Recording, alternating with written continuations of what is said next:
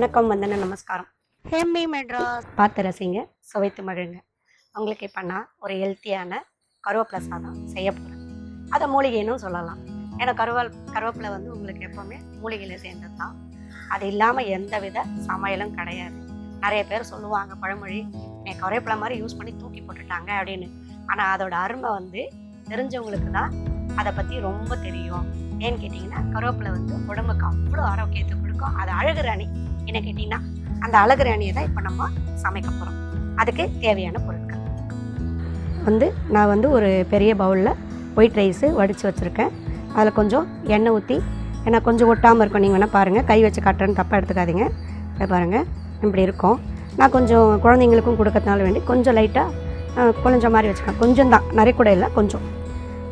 கருவேப்பிலை ஒரு பெரிய கப்பில் வச்சுருக்கேன். தேவையான வேர்க்கடலை ஒரு 4 ஸ்பூன், பெருங்காயத்தூள் கொஞ்சம், கடலப்பருப்பு ஒரு 3 ஸ்பூன். இதுக்கு பார்த்திங்கன்னா டேஸ்ட் வந்து வெங்காயம் போட்டோம்னா அப்பயே சாப்பிட்றதா இருந்தால் வெங்காயம் போட்டு செய்யலாம், இல்லை கொஞ்சம் நேரம் கழித்து சாப்பிட்றதா இருந்தால் வெங்காயத்தை கட் பண்ணிக்கலாம். பட் வெங்காயமும் ஒரு வித டேஸ்ட் கொடுக்கும். அதனால் நான் ஒரு வெங்காயத்தை நல்லா புதுசாக வெட்டி வச்சுருக்கு. உளுத்தம்பருப்பு ஒரு 4 ஸ்பூன், கொஞ்சம் டேஸ்ட்டுக்கு முந்திரி, காஞ்ச மிளகாய் ஒரு 8 வச்சுருக்கேன், லைட்டாக காரத்துக்காக தான், குண்டு காஞ்ச மிளகாய். தாளிக்கிறதுக்கு கடுகு, ஜீரகம், தேவையான அளவு உப்பு, கொத்தமல்லி, இது பார்த்திங்கன்னா மெயின் வந்து இதில் மிளகுத்தூள் தான் போட்டு நம்ம செய்ய போகிறோம். காரமே வந்து இந்த மிளகுத்தூள் தான், இதுக்கு டேஸ்ட்டே கொடுக்கறது இந்த மிளகுத்தூள். தேவையான அளவு நல்லெண்ணெய். இப்போ நம்ம தாளிக்கலாம். இப்போது நம்ம தாளிக்கிறதுக்கு நல்லெண்ணெய் யூஸ் பண்ண போகிறோம். உங்களுக்கு தேவையானது ஊற்றிக்கோங்க. நிறைய எண்ணெய் வேணுன்றவங்க கம்மியாக விட்டுக்கோங்க. எனக்கு கொஞ்சம் எண்ணெய் ஜாஸ்தியாக வேணும். நான் எப்போவுமே சொல்லியிருக்கேன் உங்களுக்கு, எண்ணெய் வந்து சூடாதானே அப்படி மேலே வச்சு பார்த்தா தெரியும் சூடாச்சா இல்லையான்னு. கொஞ்சம் ஃப்ளேம் வச்சுக்கலாம்.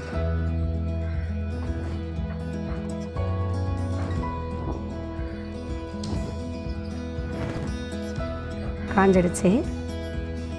இப்போது தூணாப்பில் அப்படியே கடுகு போடுறேன்.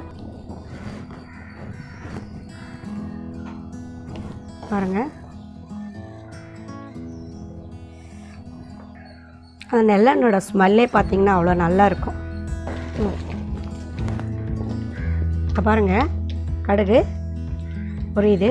இப்போ நம்ம சீரகத்தையும் போட்டுருவோம் அப்படியே. ஏன்னா வேர்க்கடலை தான் கொஞ்சம் லேட் ஆகும், அதனால் அவரையும் போட்டுடலாம். வேர்க்கடலை வந்து உடம்புக்கு ரொம்ப நல்லது. கடலப்பருப்பு, உளுத்தம்பருப்பு, காஞ்ச மிளகாய்,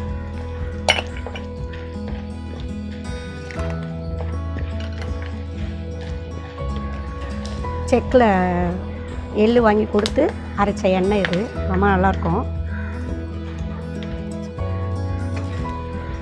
எதை சாப்பிட்டாலும் இதெல்லாம் குறை அதெல்லாம் குறைன்னு சொல்லிகிட்டே இருக்காங்க. எதை சாப்பிட்றதுனே பயமாக இருக்குது நமக்கு.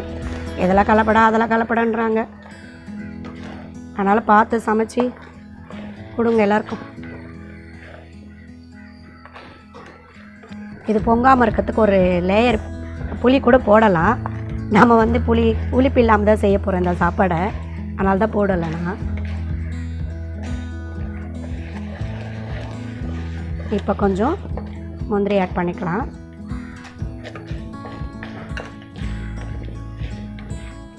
இது கூட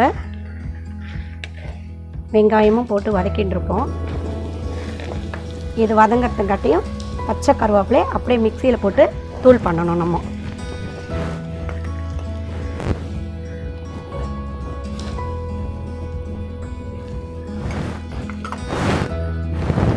கொஞ்சம் தாளிக்கவும் நம்ம இதுலேருந்து எடுத்து போடலாம். நல்லா தான் இருக்கும் பார்க்கறதுக்கு, ஏன்னா கருவேப்பிலை இல்லைங்களா.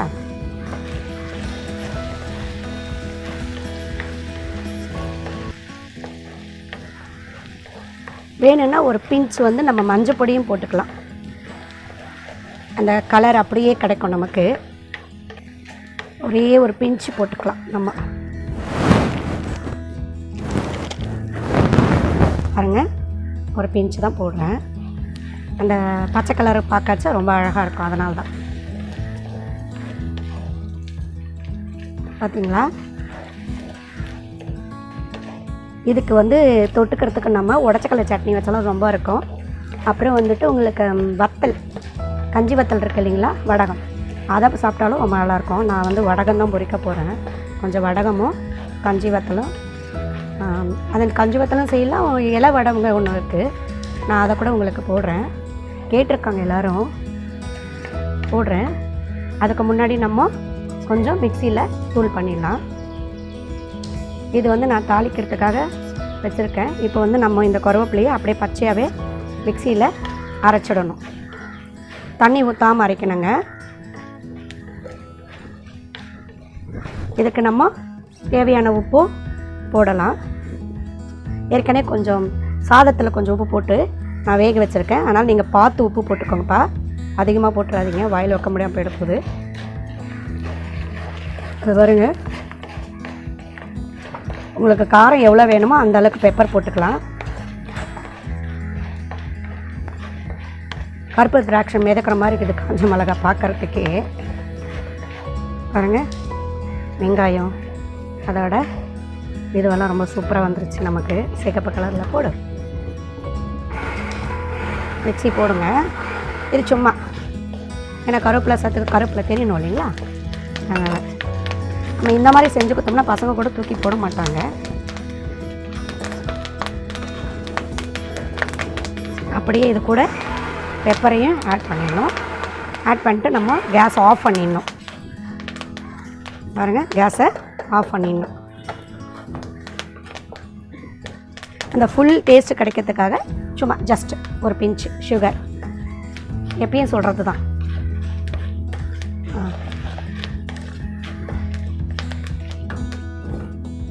கொஞ்சம் பெருங்காயத்தூள்.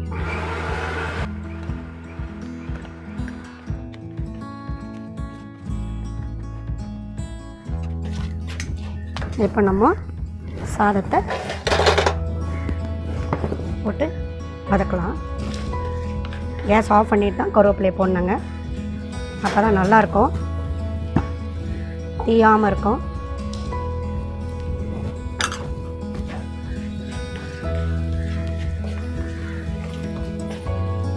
முதலே அரைச்சி வச்சிட்டிங்கன்னா கருவேப்பிலை வந்து கருப்பு கலரில் ஆகிடும், நல்லா இருக்காது. அதை மறந்துடாதீங்கப்பா. கருவேப்பிலை வந்து கடைசியாக தான் நம்ம போடணும். பாருங்க, பார்க்கவே மூலிகை சாதம் அப்படி சொன்னால் பசங்களாம் சாப்பிட மாட்டாங்க. நம்மளுக்கு அந்த காலத்தில் மூலிகை சாப்பாடு தான் எங்களுக்கெல்லாம் கொடுத்துருக்காங்க. அதுக்கப்புறம் புத்தி வளர வளர இதுக்கு பேர் என்னன்னு தெரிஞ்சுக்கிட்டோம். இப்போல்லாம் பசங்க ரொம்ப ஸ்மார்ட்டு. இப்போ நம்ம எடுத்து வச்சு கிளறிடலாம். உங்களுக்கு வேணும்னா கீ கூட போட்டுக்கலாம்.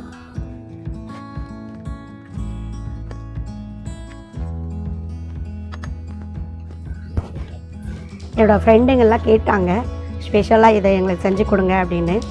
என்னோடய ஃப்ரெண்ட்ஸுக்கு ரொம்ப பிடிக்கும் இந்த கருவேப்பிலை சாதம், அவங்களுக்காக இது பண்ணுறேன்.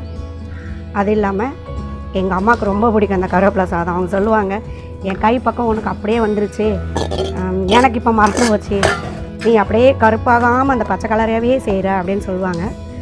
பட் ஆனால் இப்போ அவங்க இல்லை, அவங்க இறந்து 1 மாதம் ஆயிடுச்சு. அந்த ஆத்மாக்காக கொஞ்சம் எல்லோரும் வேண்டிக்கோங்க. சொன்னாலே மனசு கஷ்டப்படும். அம்மானா எல்லாருக்கும் இஷ்டம்தான். என்ன தான் சண்டை போட்டாலும் கொண்டாலும் எடுத்தாலும் அம்மா அம்மா தான் இல்லைங்களா. அம்மா அப்பா இல்லைன்னா நம்ம அனாதை தான் சொல்லுவாங்க. ஆனால் தயவு செஞ்சு எல்லாம் இருக்கும்போதே தாய் தகப்பனுக்கு உண்டான மரியாதையை கொடுங்க. பாரபட்சம் பார்க்கக்கூடாது என்றைக்கும். மாமியார் மாமனார் அப்பா அம்மா எல்லாரையும் ஒரே மாதிரி பார்க்கணும். என்னை பொறுத்த வரைக்கும் நான் அதுதான் சொல்வேன், எல்லாருக்குமே நான் தான் சொல்லுவேன். ஏன்னு கேட்டிங்கன்னா, நம்மளை ஒரு 10 மாதம் சுமந்து பெற்றெடுத்த தாய் இல்லையா, பேர் கொடுத்த தகப்பன் இல்லையா. எல்லோரும் சொல்லுவாங்க, அவர் எனக்கு இதை செய்யலை, உனக்கு செய்ய அதை செய்யலை அதை போல் என்னை இப்படி படுத்தினார் அப்படி படுத்தினார் அப்படிலாம் சொல்லக்கூடாது. யார் யார் தலையில் என்னென்ன எழுதியிருக்கோ அதைப்படி தான் வாழ்க்கை அமையும். ஒரு வேளை கூடவா நம்மளுக்கு தகப்பனார் ஒரு நல்ல சாப்பாடு கொடுத்துருக்க மாட்டாங்க. அதனால் தாய்க்கும் தகப்பனுக்கும் எந்த காலத்துலேயும் யாரும் குறையாக நினைக்காதீங்க, நிறையா நினைங்க. அப்போ தான் நம்மளோட வம்ச வழியாக வர நம்ம பிள்ளைங்களும் நம்ம மேலே மரியாதை வச்சுப்பாங்க, நம்மளையும் நல்லா பார்த்துப்பாங்க. இன்னும் கொஞ்சம் நல்லா கிளறணும்.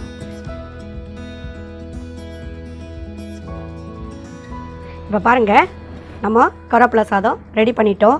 அதுக்கு தொட்டுக்கிறதுக்கு உடச்சக்கடலை சட்னி, அதாவது என்ன சொல்லுவாங்க, அதை எனக்கு தெரிஞ்சு நான் சட்னி கல்லுன்னு சொல்லுவேன். அப்புறம் கொஞ்ச நாள் எல்லாம் கிண்டல் பண்ணி உடச்சக்கடலை சட்னின்னு சொல்ல ஆரம்பிச்சிட்டேன். இது வந்து கஞ்சி வத்தல் செஞ்சுருக்கேன். இது எப்படின்னு நான் அடுத்த வீடியோவில் உங்களுக்கு கொடுக்குறேன். ரொம்ப நல்லாயிருக்கும். இது வந்து என்னோடய ஃப்ரெண்ட்ஸுக்கு, உங்களுக்கு எல்லாருக்கும் இதை நான் ப்ரெசென்ட் பண்ணுறேன். உங்களுக்கு இந்த டிஷ் பிடிக்கும்னு நினைக்கிறேன். பிடிச்சிருந்தா மறக்காமல் சப்ஸ்கிரைப் பண்ணுங்கள், லைக் பண்ணுங்கள், ஷேர் பண்ணுங்கள், கமெண்ட் பண்ணுங்கள். பக்கத்தில் இருக்க பெல் பட்டனை அழுத்துங்க. குறை நேரம் எதுவாக இருந்தாலும் கமெண்ட் பண்ணுங்கள். உங்களை நான் அடுத்த வீடியோட வந்து சந்திக்கிறேன். நன்றி, வணக்கம்.